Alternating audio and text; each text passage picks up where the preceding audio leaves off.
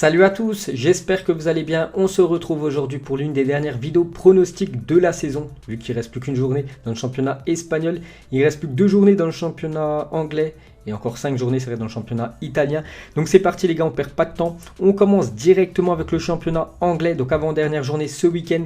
Et la dernière journée, ça sera dimanche prochain. Tous les matchs en plus seront en même temps à 17 h dimanche 26 juillet. Donc on commence les gars. Donc demain le 18-07, il y a un seul match. Norwich contre l'équipe de Burnley à 18 h 30. Donc on peut voir le classement Norwich. On le sait déjà, ils sont 20e. Ils descendront l'année prochaine en Championship. L'équipe de Burnley actuellement 10e. Donc il n'y a quasiment aucun enjeu parce que Burnley va se maintenir mais ne peut pas accéder même à l'Europa League. Voilà, il y a trop d'équipes devant elle. Donc moi je pars sur un match nul entre ces deux formations. Ensuite dimanche les gars, Bournemouth contre l'équipe de Southampton. Donc là il y a beaucoup d'enjeux, surtout pour l'équipe de Bournemouth. Parce que Bournemouth sont 18e, donc Southampton c'est combien? C'est 12e, donc Southampton voilà, c'est déjà maintenu. Mais Bournemouth les gars, 18e.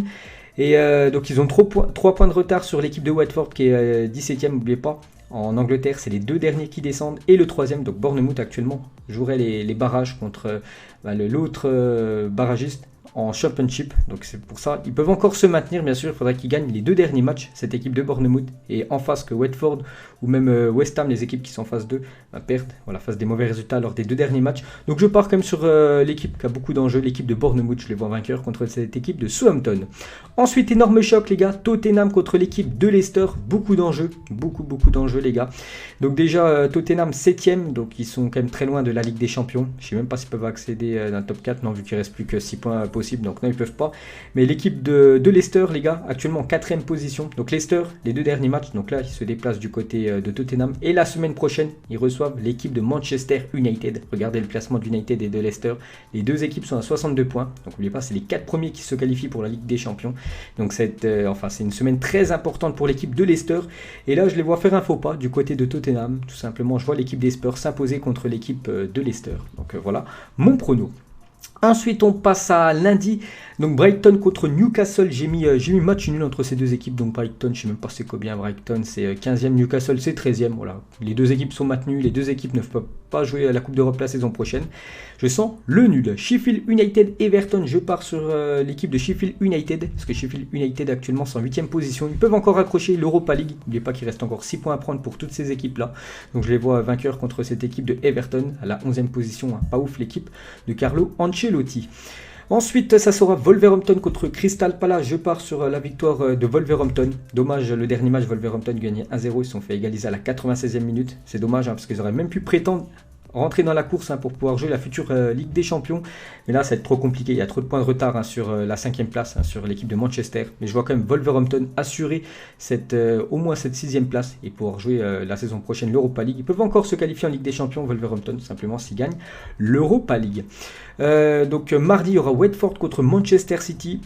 Donc Watford City, Watford, un match très important. Je vous ai dit Bournemouth les gars, ils auront joué la veille Bournemouth. Donc si Bournemouth a gagné, ils vont passer devant l'équipe de Watford. Mais le problème c'est que Watford accueille City les gars. City peuvent faire vraiment des gros résultats, ils peuvent gagner 5-0, mais ils peuvent perdre aussi contre des petites équipes. Donc là c'est vrai qu'il y a beaucoup d'enjeux, surtout pour Watford. Manchester City un peu moins, mais je vois quand même l'équipe de City venir s'imposer du côté de Watford.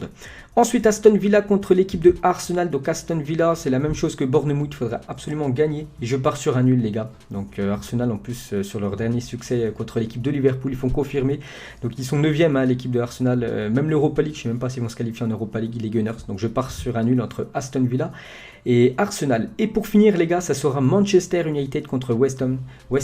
Donc Manchester United, je vous ai dit, le dernier match, c'est un choc du côté de Leicester. Un match très important vu que c'est les 4 premiers qui se qualifient en LDC. Donc là il faut prendre les 3 points obligatoirement, surtout Old Trafford chez eux. Donc je les vois vainqueurs quand même, cette équipe de Manchester contre cette équipe de West Ham. Donc voilà déjà les pronos du championnat anglais. On passe en Espagne les gars, dernière journée dans le championnat espagnol, donc ça sera dimanche, voilà tout simplement. Donc on commence à 17 h, donc ils ne sont pas tous en même temps les matchs. Il y a 8 rencontres en même temps, 21 h, mais il y en a même 3 autres qui sont décalés. Donc on commence déjà avec Deportivo Alavés contre l'équipe du FC Barcelone. Donc le Barça, on a bien vu le dernier match, première fois de la saison qu'ils perdent à domicile. Mais bon, voilà, ils sont complètement, la Liga, ils ont laissé complètement tomber tout ça, cette équipe du FC Barcelone. Donc ils se déplacent du côté de Alavés. Donc Alavés, ça joue plus rien. Voilà, ils sont maintenus, ils jouent pas l'Europe. Donc je pars quand même sur une victoire du Barça. Il faudrait au moins finir sur une belle note cette saison, on va dire un peu médiocre. Hein. Bon, ils sont quand même deuxième, mais le problème c'est que voilà, ils ont été complètement détachés par cette équipe du Real Madrid. Donc je pars quand même sur une victoire du FC Barcelone du côté de Alavés. Ensuite, Valladolid contre le Betis Séville. J'ai mis un match nul, les gars, entre ces deux équipes. Il y aura un beau Villarreal contre Eibar. Donc Villarreal, les gars, c'est quand même 5e. Donc ouais, ils sont quasiment sûrs de terminer à la 5e position, de au moins jouer l'Europa League. Parce que la Ligue des Champions, on sait, c'est les 4 premiers, ça ne bougera pas. De toute façon, vu qu'il ne reste plus que 3 points à donner pour toutes ces équipes. Donc je pars sur Villarreal à domicile. Ensuite, Atlético Madrid contre la Real Sociedad. Donc, Atlético, ça va terminer soit 3e, soit 4e. Donc, de toute façon, l'objectif du club, c'était de se qualifier pour la future LDC. Donc, l'objectif est réussi. Et la Real Sociedad, donc actuellement en 6e position. Regardez, c'est chaud. N'oubliez pas qu'en Espagne, c'est les 6 premiers qui jouent l'Europe. Donc, les 4 premiers, la Ligue des Champions. Et les 2 autres, l'Europa League. Donc, actuellement, la Real Sociedad, 55 points. Retafe, juste derrière, les gars, 54 points. Même Valence et même Grenade, les gars, jusqu'à la 9e place. Ça peut encore prétendre jouer l'Europa League. Donc, ça va être très chaud, hein, cette dernière journée. Donc, Atlético contre la Real Sociedad. Je pars quand même sur l'Atlético Madrid à domicile. Ensuite, l'Espagnol contre le Celta Vigo. Donc, l'Espagnol, de toute façon, on sait, hein, voilà, qui descendent en 2e division espagnole. Et le Celta Vigo, 17e. Regardez Celta Vigo, les gars, 17e. Leganés, 18e. N'oubliez pas, en Espagne, c'est les 3 derniers qui descendent. Ça va être très très chaud, les gars, entre le Celta Vigo et Leganés. Mais je crois que c'est Leganés, le dernier match contre le Real Madrid. Donc ça va être aussi compliqué pour eux. Donc moi, j'ai mis match nul, les gars, entre l'Espagnol et le Celta Vigo. Grenade contre Bilbao, je pars sur Grenade. Parce que Grenade peut encore prétendre, pourquoi pas jouer au moins, je vous ai dit, l'Europa League. Il faudrait aussi que les équipes au-dessus de Grenade perdent. Voilà, qu'il y ait des faux pas au-dessus. Comme ça, cette équipe de Grenade pourrait, pourquoi pas, accéder à l'Europa League. Et je les vois quand même vainqueurs contre cette équipe de Bilbao. Ensuite, ça sera Leganés Real Madrid. Donc, j'ai dit, hein, Leganés, ça va être aussi, c'est très important, les gars. Parce que dans le même temps, il y aura Celta Vigo qui va jouer. Mais Leganés, le problème, c'est qu'ils veulent se maintenir. Bah, il faut absolument faire un résultat contre le Real Madrid. On sait que le Real, les 10 derniers matchs, c'est 10 victoires. Et je les vois faire carton plein. Voilà, depuis la reprise des matchs, je vois faire le Real Madrid 11 matchs, 11 victoires. Donc, dommage pour Leganés, ça sent la défaite contre cette équipe du Real qui est actuellement excellente. Ensuite, Levante contre Retafe. J'ai mis Retafe, les gars. Retafe, donc Levante déjà c'est combien? Donc Levante, voilà, c'est 12e, mais Retafe ça peut aussi jouer, actuellement 7e, ça peut aussi jouer l'Europa League. C'est pour ça, hein, les gars, que ça va être, il va y avoir pas mal d'enjeux quand même lors de cette dernière journée de Liga, surtout pour les places en Europa League. Donc je pars sur Retafe. Ensuite, Osasuna contre Mallorca, je crois qu'il n'y a aucun enjeu. Voilà, parce qu'Osasuna, les gars, c'est 11e. Mallorca, c'est avant-dernier. Ils ne peuvent pas se maintenir. Ouais, il faudrait que Leganés perde, ce qui est possible. Non, ils peuvent pas en fait. Mallorca, c'est les 3 derniers qui descendent. Donc Mallorca, l'année prochaine, ça jouera en 2e div. Donc j'ai mis match nul, les gars, entre Osasuna et Mallorca. Et pour finir, Séville contre Valence. Je pars sur une victoire du FC Séville à domicile. Et on va terminer, les gars, avec le championnat italien. Donc on commence, c'est le 18-07, donc ça sera demain 17h15, donc Hellas Vérone contre le futur adversaire du Paris Saint-Germain, l'équipe de l'Atalanta Bergame. Donc Bergame, voilà, c'est en 3e position, donc très bien, ils termineront de toute façon dans le top 4. Il reste encore 5 journées quand même dans le championnat italien, donc il peut encore avoir pas mal de changements, mais je pars quand même sur la victoire de l'Atalanta Bergame. Je crois sur les 13 derniers matchs, c'est 12 victoires, voilà, c'est vraiment impressionnant ce que propose l'Atalanta Bergame. Juste, ils ont fait un match nul de partout contre la Juventus, sinon c'est que des victoires. Et je les vois vainqueurs, cette équipe de Bergame, futur adversaire du PSG en LDC.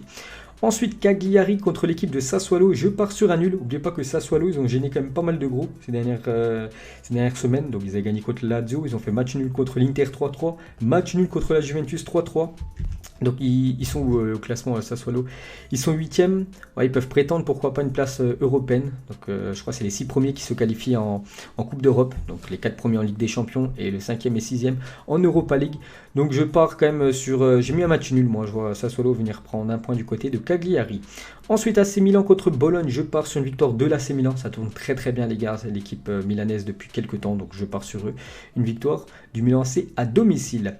Ensuite, dimanche, Parme contre Gênes. Parme contre Gênes, on regarde rapidement le classement. Donc Parme 12e, Gênes 14e. Et j'ai mis une victoire de Parme, les gars, à domicile. Il y aura Fiorentina contre Torino. J'ai mis un match nul entre ces deux équipes. Je crois qu'il n'y a qu'un enjeu, parce que la Fiorentina, c'est 13e. C'est qui? C'est Torino en face. 15e Torino. Bon, je l'ai dit, hein, il reste encore pas mal de points à prendre, vu qu'il reste 5 journées. Et je sens le nul. Ensuite, Brescia contre la Spal. Donc là, c'est simple, hein, c'est l'avant-dernier qui reçoit le dernier. Donc il n'y a aucun enjeu quasiment.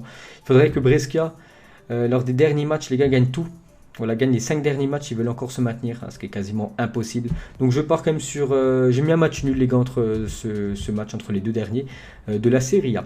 Ensuite, Renoa contre Lecce. Donc Lecce, c'est juste au-dessus de Brescia. Donc Renoa, les gars, c'est un match très important, hein, Renoa-Lecce, parce qu'on peut voir que Renoa 17e, Lecce 18e, il y a un point d'écart. Donc c'est un match voilà, très important pour le maintien. Et j'ai mis Renoa à domicile vainqueur. Ensuite, il y aura un Naples-Udinese. Je pars sur une victoire de Naples. Naples, c'est en quelle position? Ouais, c'est 6e. Ce serait bien au moins qu'il soit voilà, dans les 6 premières positions, Naples. Comme ça peut au moins jouer l'Europa League. Parce qu'il y a l'AC Milan qui est juste derrière avec 53 points. Donc on verra qui sera en Europa League l'année prochaine. Donc je pars quand même sur Naples à domicile. Ensuite, les gars, ça sera l'AS Roma contre l'Inter Milan. Là, je pars sur une victoire de l'Inter. Donc je vois quand même l'équipe de l'Inter venir chercher un résultat du côté de Rome. Et on va terminer avec la Juventus contre la Lazio de Rome. Ça, c'est un énorme choc. Mais le problème, c'est que les derniers matchs de la Lazio, c'est catastrophique. Hein. Sur les 4 derniers matchs, il y a quand même 3 défaites et un match nul. Ouais, ils ont complètement, on peut dire, explosé en plein vol, hein, cette équipe de la Lazio. C'est dommage, hein, parce qu'ils auraient pu vraiment gêner cette équipe de la Juventus pour remporter ce championnat italien. Donc maintenant, il y a trop de points d'écart. Regardez, la Lazio est maintenant 4e. La Juventus, toujours en première position. Et je vois la Juventus, les gars, vainqueur contre cette équipe de la Lazio. Hein. Comme j'ai dit, la Lazio, 4 matchs sans victoire. Et je les vois une fois de plus s'incliner du côté de Turin. Donc voilà, les gars, la fin de cette vidéo pronostic. J'espère que ça vous a plu. On se retrouve normalement soit début de semaine prochaine ou soit vendredi prochain, simplement pour la prochaine. Ciao à tous!